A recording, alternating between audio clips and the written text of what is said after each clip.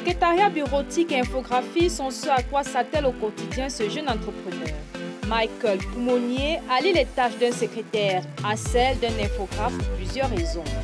Le besoin étant pressant à Niom 2 dans l'arrondissement de Yaoundé 1er où il exerce ces deux activités, il a senti l'urgence de s'y lancer afin que les populations de la dite localité aient le moyen d'obtenir tous les services nécessaires pour leur épanouissement.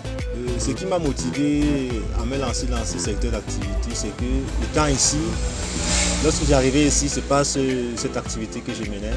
Mais je me suis rendu compte que autour de moi, il y a une panoplie d'établissements, que ce soit public ou scolaire, dont je ne pourrais pas citer les noms présentement. Et vu le besoin urgent, je me suis dit pourquoi pas ouvrir un secrétariat bureautique associé à ça, les services infographiques. Donc voilà d'où est venue l'idée, parce que j'ai vu qu'il y avait un besoin dans la localité. Ici, la passion n'est pas aux antipodes. Voir la satisfaction de ses clients est ce qui le rend heureux. Faire le bien et aider les usagers face aux divers problèmes qu'ils rencontrent en matière d'infographie et de secrétariat bureautique. Je dirais ce qui me plaît encore, la motivation que j'ai dans ce corps de métier. Pour moi, c'est une passion en fait. Et je me suis rendu compte, après une petite personnelle que j'ai eu à mener, je me rends compte que l'infographie de nos jours, c'est un métier porteur. Pourquoi? Parce que dans pratiquement chaque quartier de la ville de Yaoundé, il y a au moins un point de secrétariat ou encore d'infographie. Et aussi les secrétariats qui existaient il y a fort longtemps, ils ont ajouté à ce qu'ils faisaient d'autres services, notamment que ce soit l'infographie ou la sérigraphie. Donc voilà ce qui nous plaît dans ce métier, parce qu'on peut manipuler le virtuel et le rendre réel, on peut faire des montages selon que cela nous plaît. Capacité d'organisation et de gestion des priorités, capacité d'adaptation, esprit d'initiative, le sens du contact sont quelques qualités pour y opérer. Mais pour ce jeune entrepreneur, pas besoin de tout ce tamas. Qualité requise, je dirais non. Tout le monde peut pratiquer son propre métier aujourd'hui, parce que la plupart des personnes même qui exercent cela aujourd'hui, si vous voulez poser la question, qu'est-ce que vous faisiez avant, vous devez vous rendre compte que avant, ils faisaient d'autres choses en dehors de ça. C'est juste la volonté, comme je l'ai dit, ils ont juste la volonté d'apprendre à le faire. Et ils se sont donnés dans ce corps de métier. Donc, il n'y a pas de qualité. Il suffit juste d'avoir l'envie, la motivation nécessaire et vous mettre au travail. Le reste ira. Le plus important, c'est le matériel. Il faut savoir l'utiliser. Nous sommes sans ignorer que à la base, il nous faut un ordinateur, au moins un ordinateur et une imprimante. Il est vrai également que les imprimantes sont de plusieurs ordres ou encore catégories. Il y a les imprimantes de bureau qu'on peut utiliser pour le service commercial. Parce que la densité, la capacité ne permet pas de faire le service commercial avec. Néanmoins, il est recommandé d'avoir une imprimante commerciale qui vous permettra de commercialiser vos activités et bien d'autres encore. Et à côté de ça, en dehors de l'imprimante et d'un ordinateur, il vous faut certains logiciels tels que, parce qu'il y a déjà avant d'y revenir, il y a les machines qui n'ont pas le logiciel de PDF, ce qui fait que lorsque quelqu'un arrive qui a un dossier PDF, vous ne pouvez pas ouvrir son document. Il vous faut installer. Voilà juste un exemple un peu que j'ai pris comme ça. À côté de ça, il y a ce qu'on appelle les machines à coupe-carte de visite. Dans les secteurs, vous allez toujours voir, on associe à ça les cartes de visite parce que beaucoup de personnes sont dans le besoin. Il y a également la machine de plastification parce que beaucoup de personnes plastifient les actes de naissance, les diplômes, les attestations et bien d'autres encore. Et on peut également avoir quelques matériels commerciables tels que la paperasse, les papiers lisses permettant de faire des rapports, de couverture des rapports ou encore imprimer les attestations, les parchemins dessus. Et au niveau de l'infographie, le matériel qu'il faut pour l'infographie, les imprimantes sont spécifiques pour l'infographie. Pour l'infographie, il vous faut absolument une imprimante DTF qui va vous permettre de faire les impressions dessus pour les transférer sur le support que vous aurez choisi. En dehors de ça, si vous ne pouvez pas avoir la DTF, ça coûte vraiment cher. Vous pouvez avoir pour un début les machines Epson L800, le numéro de série c'est L805 et cela joue particulièrement le même rôle que la DDR. Comme tous les jeunes débutants rapidement dans l'entrepreneuriat, Michael n'a pas eu besoin de s'asseoir sur les bancs pour acquérir le savoir. Tout s'est passé sur le terrain, un apprentissage au jour le jour, avec les outils nécessaires pour opérer toutes les tâches. S'agissant de la formation, honnêtement, je n'ai pas reçu une formation en secrétariat bureautique, encore moins en infographie. Je me suis formé, comme on dit généralement, dans l'autodidacte, avec les tutoriels. Ayant ma machine, je faisais mes propres recherches, comment saisir. Il est également vrai que bon, j'ai contacté d'autres personnes pour pouvoir me donner certains indices, pour pouvoir m'aider dans ce sens. Comment on fait pour souligner un texte, comment on fait pour et tout, pour faire un petit montage là. Pour le montage, j'ai commencé par Publisher. Et parfois, lorsque j'étais assis, je pouvais prendre même toute une journée, même 3 jours, pour monter une simple affiche. Pour moi, c'était dans l'optique d'apprendre. Et à l'issue de cela, je me suis familiarisé aux différentes icônes permettant de mieux manipuler, qui m'ont permis de mieux manipuler afin de mieux offrir des services dans les affiches et bien d'autres encore. Saisie, impression, photocopie, flocage de polo font partie de la panoplie de services qu'il offre à sa clientèle.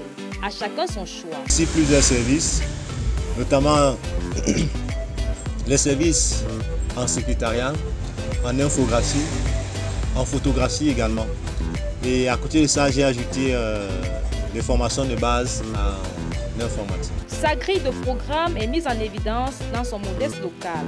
Celle-ci nous renseigne déjà sur les différentes sommes à dépenser pour s'offrir un quelconque travail. S'agissant des tarifs, déjà, comme vous le voyez sur ma grille tarifaire, la saisie coûte 300 francs.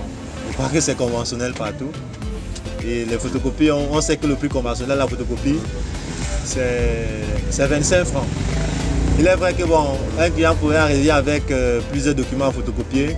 Vous pouvez décider de prendre à 15 francs ou à 10 francs en fonction du volume. Mais le prix de base, c'est 25 francs pour la photocopie.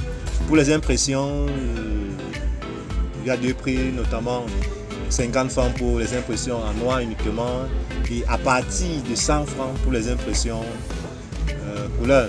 Et à côté de ça, il y a les scans qui sont généralement demandés par le scan et numérisation qui sont généralement demandés par la clientèle.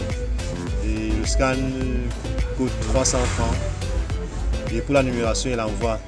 Parce qu'il y a parfois certains clients qui arrivent ici, ils ne savent pas comment on envoie un document sur mail ou encore par WhatsApp et on leur fait une numération là et ils nous donnent la graisse, on envoie pour eux. C'est un peu ça. Pour l'infographie, prix standard, bon là ça dépend, ça dépend parce que s'il faut dire un prix standard sur la production, peut-être le flocage d'un polo ou d'un t-shirt, ça dépend déjà de la matière du polo ou encore du t-shirt, ça dépend du flocage qu'on veut, du design du flocage qu'on veut mettre dessus. Mais néanmoins, s'il faut dire de manière simple, il y a les flocages de 3500, de 2500, 2500, 3500 et plus, de manière générale.